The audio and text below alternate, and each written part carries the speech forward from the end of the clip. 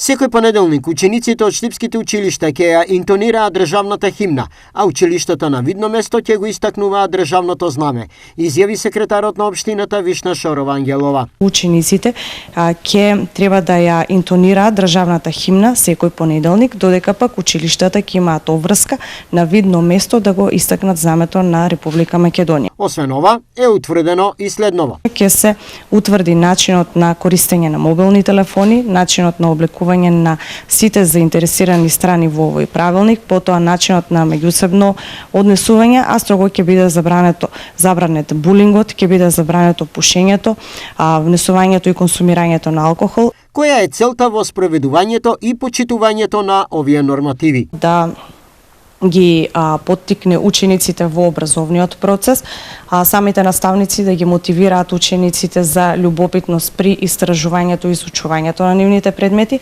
а на родителите со правилникот би сакале да им помогнеме да се развива креативноста и потенцијалот кај учениците, односно нивните деца. Сите овие новини се содржани во усвоениот правилник за општи норми и етичко однесување од страна на училишните одбори и тоа е веќе во сила.